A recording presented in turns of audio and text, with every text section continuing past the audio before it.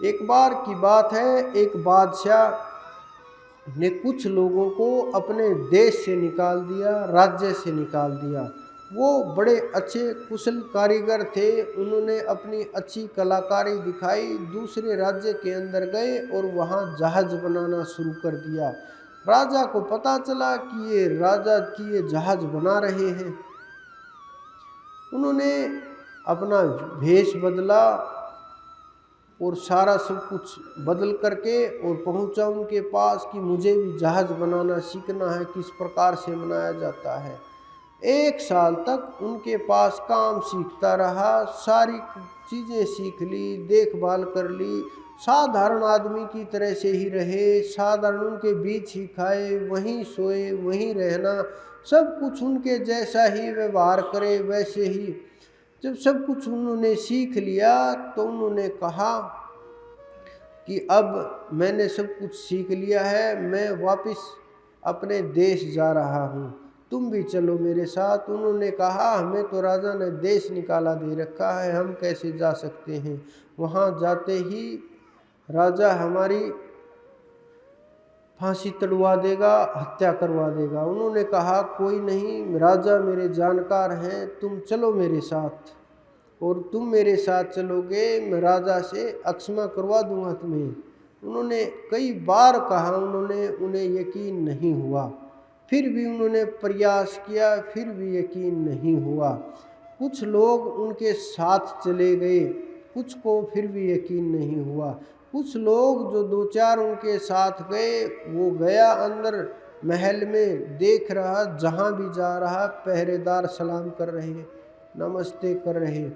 तो वो अंदर जा कर के उनको कहा इनको वस्त्र दो और उनको आराम के लिए कुछ खाने पीने के लिए प्रबंध करो। वो जब तक वहाँ पर आए तब तक वो सिंहासन पर विराजमान हो गया।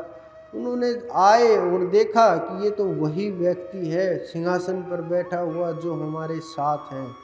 यही हालत जीवों की हो जाती है। गुरु लेने के लिए आते हैं, जीवों को जगाने के लिए आते हैं, लेकिन हम उनके साथ रह करके, साधारण मान करके, देख करके, जीवों को, कर्मों को देख करके कि साधारण हमारी तरह से ही बोलते हैं, हमारी तरह से ही रहते हैं, हमारी तरह से ही काम करते हैं, हमारी तरह से सब कुछ चल रहा है, हम भ्रम में पड़ जाते हैं। लेकिन जब आप जो जीव वहाँ जा कर के देखेंगे, उस दरबार के अंदर जा कर के देखेंगे, उस प्रात पर ब्रह्म से परे जाएंगे, जहाँ संतों की मंडलियाँ बैठी हुई हैं, जहाँ संत हमारे पहुँचे हैं, जब वहाँ तक जा कर के पहुँचेंगे कि उस दरबार में पता चलेगा कि ये दरबार किसका है, कौन संत है, कहाँ तक पहुँचे हुए हैं। तो जो पूर्ण गुरु हैं वो वहाँ जा कर के विराजमान हो जाते हैं अपने जीवों को लेकर के। उन्हें ना आना होता है, ना जाना होता है, वहाँ ना कष्ट होता है, कोई भी परेशानी जीव को दोबारा से नहीं आती। कितनी बड़ी बात है।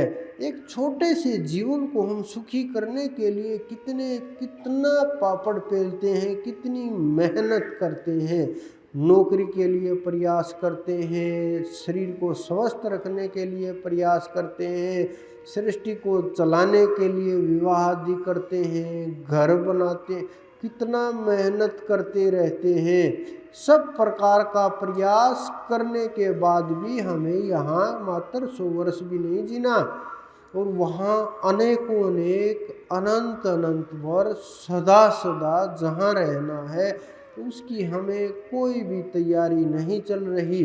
जब आप वो तैयारी कर लोगे, फिर आप कुछ भी करते रहो, कितना भी।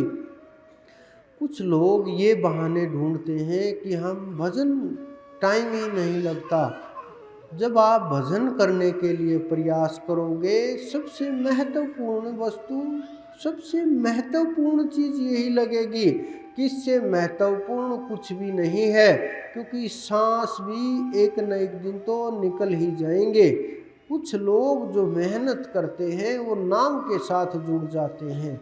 बहुत प्रकार के लोग अपनी काम करते हुए भी नाम रटते हैं, बहुत से लोग गाड़ी चलाते हुए भी नाम रटते हैं, बहुत से लोग पैदल चलते हुए भी नाम रटते हैं, बहुत से लोग सब प्रकार के काम करते हुए नाम रटते हैं, बहुत से लोग स्नान करते हुए भी नाम रटते हैं, बहुत से लोग काम में खोए हुए भी नाम रटते हैं, बहुत से लोग सोते सोते भी प्रयास करते हैं, लेटे लेटे भी प्रयास करते हैं, बहुत से लोग कमर सीधी ना करके इधर उधर शरीर को लटका करके इसी प्रकार से नाम रटते हैं। जो प्रयास कर रहे हैं, एक दिन वो बैठने भी लगेंगे, ध्यान भी लगने लगेगा। कम से कम वो लोग सोच तो रहे हैं कि परमात्मा है और हमें यहाँ जाना है अंत में। जब ये समझ में आ जाए कि अंत में जाना है तो ध्यान भी लगाना शुरू कर देंगे, बैठना भी शुरू कर देंगे।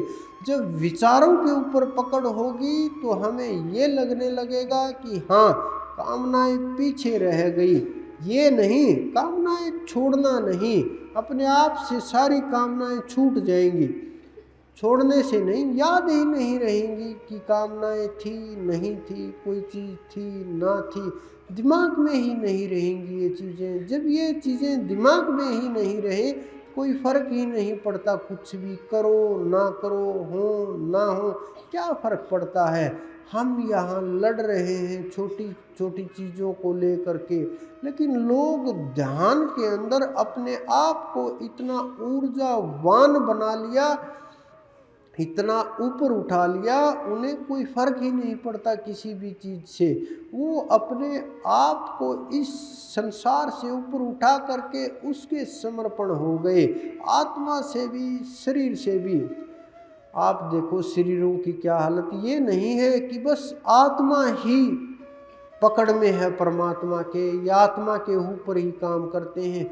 वो परमात्मा प्रत्येक शरीर का देखो आप, जब शरीर छूटता है, किसी भी प्रकार का प्रकृति के अंदर शरीर हो, वृक्षों से लेकर के और हाथी तक, मानव तक, कोई भी शरीर देखो आप, जब शरीर छूटेगा, कोई किसी को नहीं बताता प्रकृति के अंदर क्यों, प्रकृति अपने आप क्रिया शुरू कर देती है और धीरे धीरे वो शरीर मिट्टी में मिल जाता है, समाप्त हो जाता है। चाहे उसमें कीड़े चले और क्रिया हो, किसी भी प्रकार से कोई भी क्रिया हो, अगर आप ना भी कोई क्रिया करोगे शरीर के साथ किसी भी प्रकार की, तो धीरे धीरे प्रकृति अपने अनुसार, अपने नियम के अनुसार उसको तोड़ करके समाप्त कर देगी। तो ये प्रकृति के अपने नियम हैं, प्रकृति हमें अपने अनुसार चला रही है। प्रकृति से मानव भाग नहीं सकता, चाहे कितना भी प्रयास कर ले। चाहे कोई ये चिल्लाने लगे प्रकृति मेरे अधीन है, चाहे कोई ये बोलने लगे कि परमात्मा हूँ मैं, चाहे कोई ये बोलने लगे कि मैं अवतार हूँ, भाग नहीं सकते। कहाँ भागेंगे। तो मैंने बड़े बूढ़े हुए लोग देखे हैं जो ये बोलते थे कि मैं तो अवतार हूँ। बहुत प्रकार के लोगों से मिला मैं इस संसार के अंदर, अनेकों अनेकों लोगों से जो ये बोलते थे इस संसार के अंदर हमारे से ज़्यादा ताकतवर कोई महात्मा नहीं है, संत नहीं है।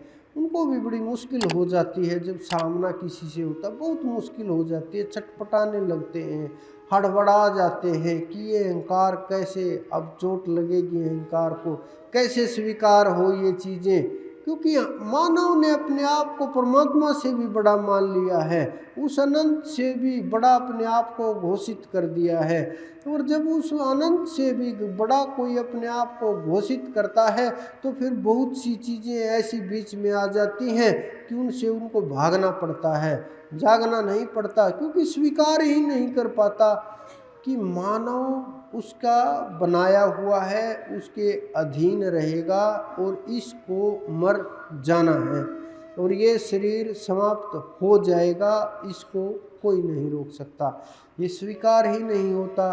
अंदर में जब ये स्वीकार हो जाएगा कि मुझे मरना है और मरने से पहले मुझे वहाँ की तैयारी करनी है, वहाँ पहुँचना है, उस परमात्मा के लिए, उस अनंत के लिए पूरी पृथ्वी का एक ही नियम है। ये नहीं है कि यहाँ आपको भूख लग रही है और अमेरिका में भूख नहीं लगेगी, नहीं, ऐसा नहीं है, वहाँ भी भूख लगेगी सबको। ये नहीं कि अमेरिका में लोग नहीं मर रहे हैं यहाँ मरेंगे, नहीं, सभी एक जगह जैसा नियम उस परमात्मा का। जब आपको ये चीज़ें समझ आ जाएंगी तब आप उस तरफ बढ़ने लगेंगे कि हाँ, बुद्धि विशाल होने लगी है, विशालता की तरफ बढ़ने लगी है, उसकी तरह से सोचने लगे हो कि अनंत को समझने लगे हो, विचार उठने लगे हैं। क्योंकि समझना और समझाना ये बुद्धि का विषय है। अगर आपकी बुद्धि उस मार्ग पर चलेगी, इसी कारण से संतों से लोग सतबुद्धि की प्रार्थना करते हैं। चाहे कोई कितना भी श्रेष्ठ हो, चाहे किसी को प्राप्त हो गया हो, तो भी वो गुरु के सामने प्रार्थना करते हैं, परमात्मा के सामने प्रार्थना करते हैं कि हे परमात्मा, हमें सत्य बुद्धि देना। सत्य अर्थ सत्य को जानने वाली, कि सत्य को जानने वाली बुद्धि हमें प्रदान करना, कि हमारी बुद्धि सही से सत्य को जानती रहे, और सत्य को जब तक जानती रहेगी, असत्य को समझती रहेगी, असत्य को सत्य नहीं मानेगी, और सत्य सामने होगा। क्योंकि सत्य को असत्य मानना और असत्य को सत्य मानना ये बहुत बड़ा भ्रम होता है, और ये इन दोनों के अंदर भेद करना जीव के लिए, इंसान के लिए बहुत बड़ी बात होती है, बहुत बड़ी बात होती है।